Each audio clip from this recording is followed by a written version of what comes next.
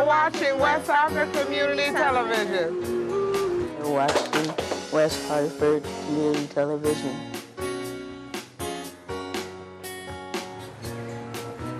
You're watching West Hartford Community Television.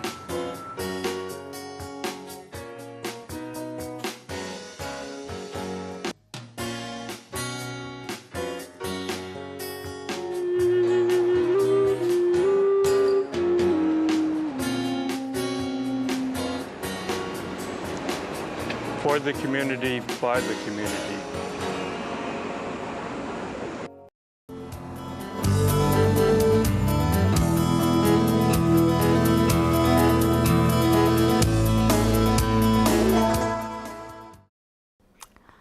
Celestial greetings. I'm Janet Booth, a professional astrologer from West Hartford, Connecticut, and welcome to my program on astrology called Looking Up.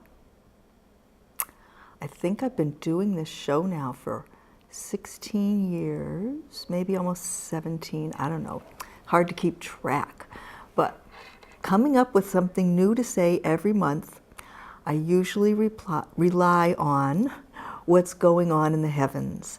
And frequently that involves the new moons and the full moons. So if you watched the September program, you saw that we have a new moon on the September 30th, which is really just the verge of October 1st. So when we have our new moon in October, it's not until the 30th of October, and that's going to actually probably affect November a lot more than it's going to affect October. So you may want to review some of what was said in the September program. But I can tell you that we have repeating degrees of the new and full moons that start pretty much with that September 30th new moon and go all the way into next spring. And all of the new moons repeat at about 7 to 8 degrees of the signs. And if you have anything in your chart at any sign at around that degree, that's going to be something that gets a whole new shot of go juice. Time to do something new and fresh and exciting and grow something in that area of your life. Now the full moons are repeating at 22 from month to month, same time frame from fall of 2016 to spring of 2017. So if you have anything at around 22 degrees of your chart, it's trying to blossom and come to completeness in some way.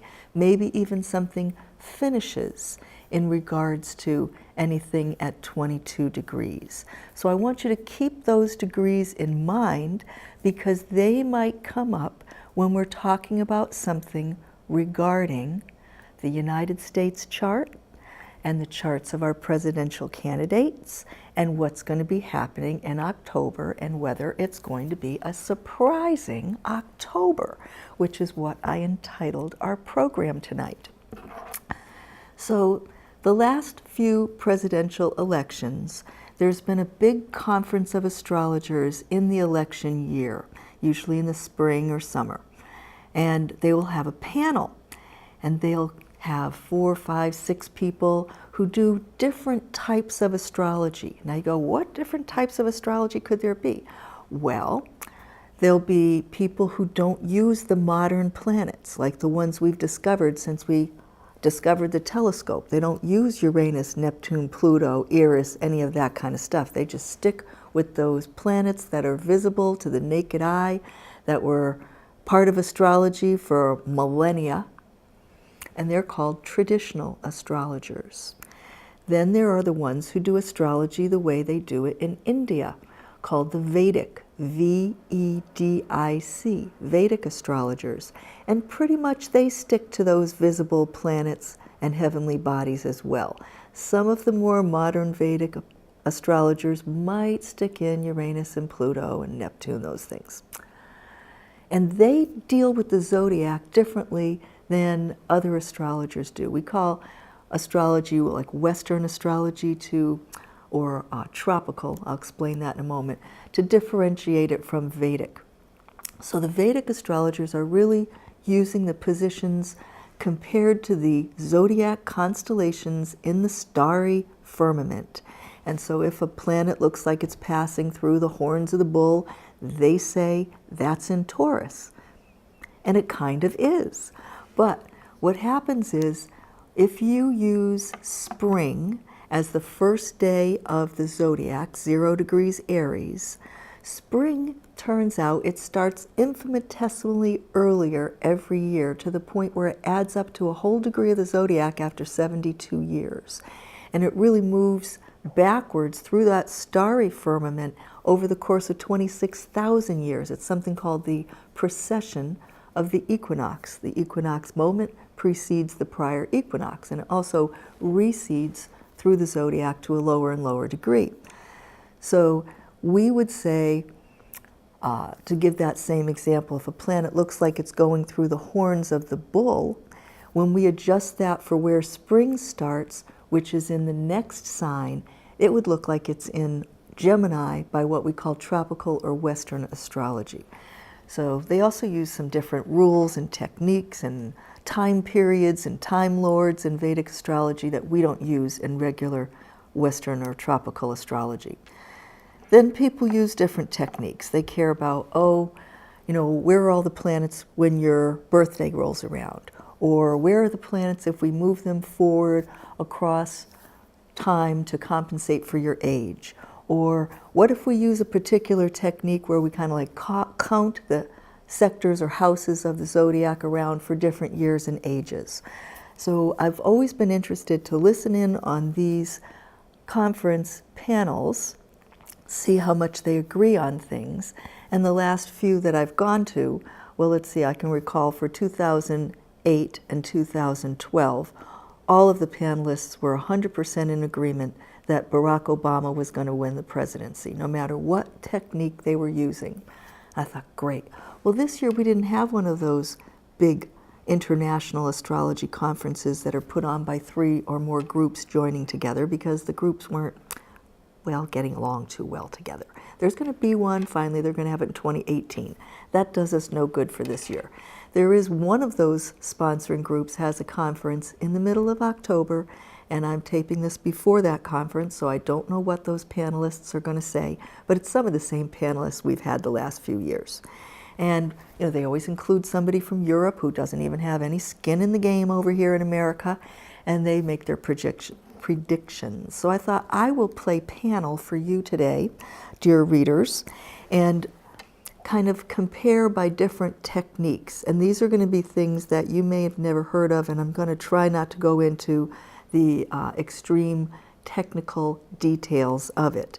But what I started with was I listed out all these different potentially significant factors that I would look at least in the ways that I practice astrology, and I threw in a few things that are more traditional that I've recently started to play with a little bit. But I'm still using those outer planets. I'm not traditional to the point of where I'm throwing Uranus out, okay? And I weighted each one of those factors. Like, is it more important that chart for the moment when you accept the nomination of your party at the convention? Or is it more important, say, for that moment when you announce that you're going to run for President of the United States?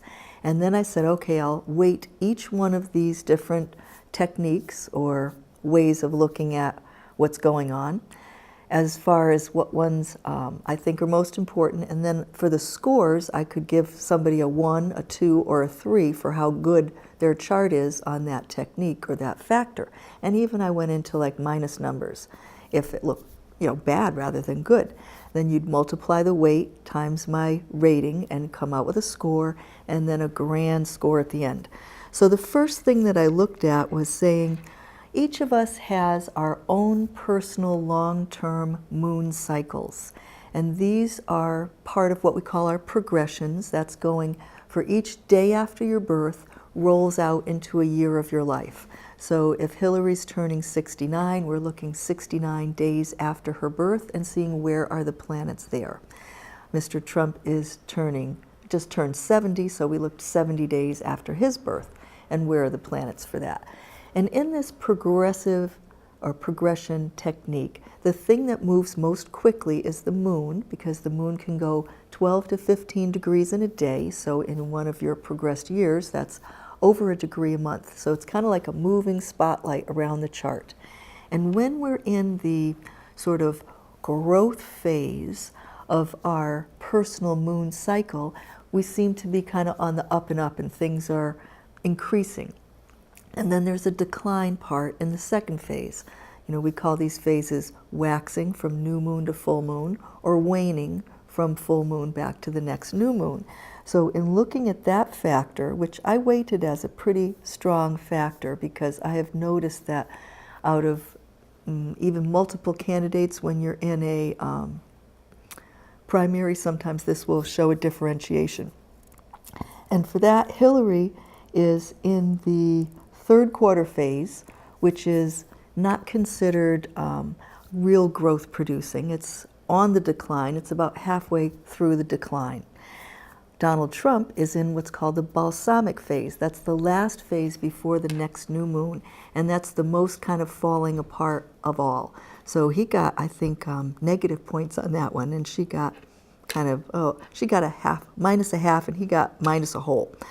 So the next thing I looked at was something that's called the lifetime graph of your planetary declinations. I don't think you'll even be able to see this, but you know what sine waves look like on a graph. What we're looking at here is,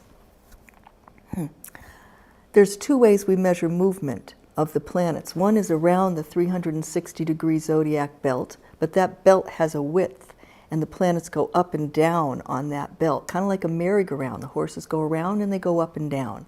And when they go up or down more than what the Earth is tilted to the sun, they go off of the sun's path, which is the main track for all the planets, and they're said to be out of bounds. And the top point of those graphs of what the moon is doing, again, which it moves most quickly across your life, would give you maybe 3 or 4 peaks throughout your life. Well, Hillary had her peak, I would say during the time she was Secretary of State, the late 2000s, the early 2010s. So she was appointed to that in 2009. That was hers, and she's kind of really on the downswing from that.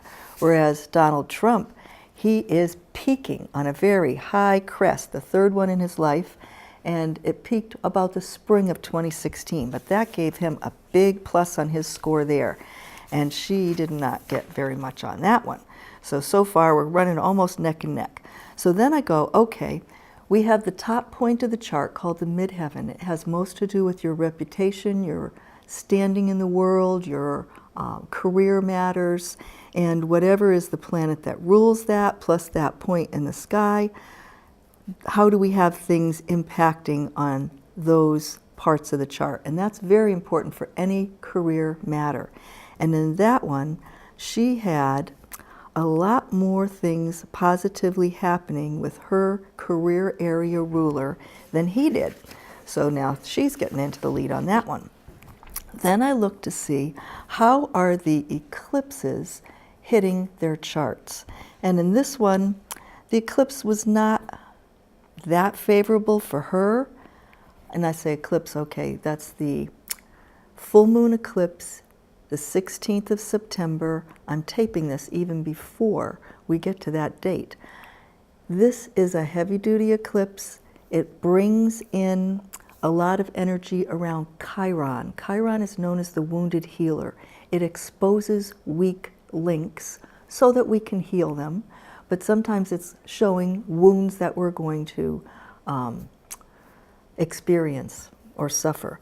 And I probably have mentioned to you before, you may have noticed, or you might remember this, that Donald Trump was born at an eclipse full moon, and he has a Gemini sun at the top of his chart, Sagittarius moon at the bottom, around 21 or 2 degrees. Well, this is Virgo and Pisces. It makes a cross with that at 24 degrees. That is really not good for you. And it doesn't help that reputation at all, because the sun in his case is up near the top. He's born almost near noon. And actually, when this Chiron was at cross purposes to his full moon eclipse there, was right around, well, I think Chiron was on one side, Jupiter on the other, making a cross. That's when Hillary got the nomination, and those Gold Star parents, the father of the Muslim that was killed in the war, brings out his Constitution and says, Donald Trump, you want to borrow my Constitution? And, kind of like all hell broke loose after that. So I'm not expecting that this eclipse is going to be very good for Mr. Trump. Then I look at what are the indications for any planets that are in that career house. Well, Hillary has none, so she got no points there. And he got a few good points in that one because some nice things were happening. So then I say, oh, if you are the winner, you are going to move. You're going to be moving to the White House. So what's happening in the part of your chart that indicates where you live? And of course, top of the chart, career, is on an axis with the bottom of the chart is residence. So we already looked at kind of some connections to that top part.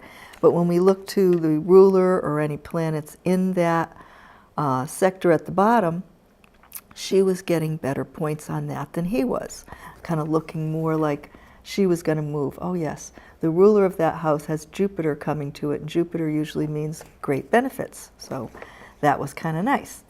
Then I said, what else did we have? Okay. Planets hitting their charts on election day. Oh, she had much better on that one. Hey, and you know what was interesting? I remember a few years ago we had a nice visit at the Astrological Society of Connecticut from an astrologer named Christopher Renstrom. And he had written a book, I don't remember exactly the title on it, but the concept was that each of us has our seasons, kind of our better seasons and our worst seasons. And when the sun is across from where it was when you were born, so in other words, at your sort of half birthday, 6 months off from your birthday, that's your low season. Your high season is when around your birthday, and that's when things kind of peak for you a little bit better. So since Donald was born in June, his low season would be around December, and that's only 1 month after November. Hillary, at the other hand, is born at the end of October. So when we come to early November and the election, that's her season, and it kind of is doing a little better. So that was page 1, and at that point, Hillary was leading Donald Trump by a score of 15.5 to 12.5, almost neck and neck. And then I went to page 2. So here I was examining the charts of when did they announce their candidacy. Well, his was, I thought when I saw him ride down the escalator at the Trump Towers, I said, oh, this man has an astrologer. He definitely is working with an astrologer.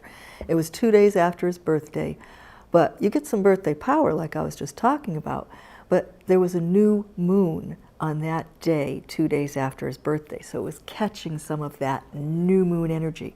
Well, that also tells us that at his birthday, it was the part of the cycle that was the very end of a moon cycle. And her birthday's pretty close to the end of a moon cycle this year too. 26th of October, her birthday, 30th of October, new moon. But she's only got like 2 days better than he does on that. But he had a very strong chart on that, and hers wasn't bad, don't get me wrong. Hers was pretty good, and she even had something where I said, I wonder if she's working with an astrologer too. So maybe. Smart people do. So then the chart that one of my colleagues, Shelley Ackerman, out of New York, swears by, and she won't even make a prediction until this happens. The moment that the candidate accepts the nomination of the party at the convention. And in that one, Hillary is all over Donald because, and this is where I said, if he has an astrologer, he ignored the astrologer. And I had a hope and a feeling that he was going to do this because the moon went into that condition called void of course, which means it's making no more connections to other planets while it's at the end of the sign it's going through, and it's on autopilot, kind of coast or downslide, until it changes into the next sign. So he accepted sometime after 10 p.m., and it was sometime before 10 p.m. that the moon void started, and I thought, you know what, if that man and his big mouth gets going up there, he'll just be talking away, not paying attention to what his watch says, and he's going to say, I accept your nomination during the void moon. The void moon generally means the things we begin during it do not have the intended outcome. It like runs out of steam, has no oomph. So he got minus points on that one. Then there's a technique, ancient technique called profections, which kind of counts out the 12 departments of your life, the 12 houses around for your age. And it goes one house per year. And in Hillary's, it's right at the top of the chart. Age 69 hits the top of the chart, and that's a peak year for career for anybody. And Donald Trump is a year older than that. So when he hit his birthday, he was at the profection of the next house. And you can even kind of break down, like, is there something in that house, or what's the next thing that this moving point that we're measuring would connect to? And in his case, it was connecting to Neptune, which is not a strong planet and has a lot to do with trust issues or deceptions, things like that. And that also is a sort of dissolving energy. So that was minus points for him. There's another technique where you count each of those 12 houses for 7 years. It goes the other direction around the chart. And in that one, with their ages being similar, it was about in the same part of the chart. The third house, which doesn't have anything to do with career, it's a communication area. But when I look to see, well, what's the next thing that point is going to connect to? And in his case, it was a negative connection to something, and hers a positive, so she got a little better point on that. So then I took and made their birthday charts for 2016, and I set those charts in Washington, D.C., because we're looking to see if they're going to kind of have a career or a lifestyle there. And assessing the different techniques for that, I came up with +2 for her, -2 for him. That wasn't so good for him. Another way of counting out something around the chart, some Swiss astrologers, Bruno and somebody, Huber, Huber, they have this called the age point progression. So you count that around and see what those planets are connecting to, and in her chart, it was looking better than in his, so she got some points there. And then the last thing I looked at was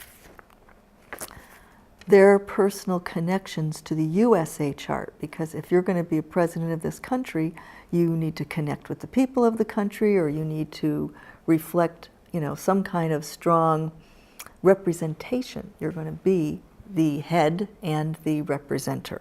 And in that one, he had the stronger connection in that way. Okay, well, there's a certain segment of our country that is just wild about him. But overall, on page 2, she was up 15.5 to his 4. And when I got the final score for the two of them, where was that? Okay, she had 30 overall, and he had 16.5. That's almost 2 to 1. And you say, well, Janet, what's that out of a possible score of? If they had the best things for all of the factors that I was looking at, it would be a 72. So neither one of them even comes halfway towards the best that we wish we could get. I don't think that's any big surprise either. Their negatives are so high, it's just very, very difficult. So I don't know if I've surprised you with that, probably not. But we'll see what the panelists are going to say in October, and maybe in our November program I can report that to you. Now, a lot of people have been talking about a potential for some health issues in Hillary's life. And a whole lot of the things that they're basing that on, especially the people you hear, like Drudge Reporty type stuff on the right, it's concocted, and it is not even, real things they're worried about. But when I heard, well, maybe there's going to be something about her health, I said, I better look at her chart from the standpoint of health matters and see if I thought that there was something that bothered me, worried me. Okay. It seems that she's constitutionally pretty strong. I was not tremendously worried about that. And during this October and September time period, there were a few things that might say, oh, okay, not at her tip-top overall. And one that says, well, you better watch your rest and your immune system and things like that. She does have, I think, a hypothyroidism. That's the biggest thing that she takes a medication for. And the other thing that they said it might be of concern would be the concussion she had back when she fell in 2012.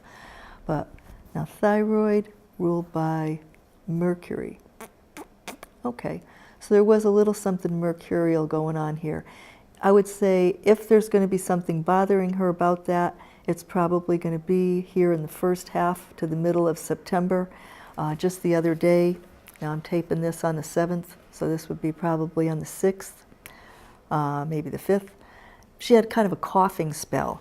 I said, well, but you know what, that could be anything. And frankly, it sounded like the coughing spell I get when I aspirate, which means when a little bit of moisture gets into your windpipe the wrong way, and that makes you cough and you can't, get your breath back right away, and you got a lot of mucus coming up and things like that. So I still don't think there's anything big to worry about with her health.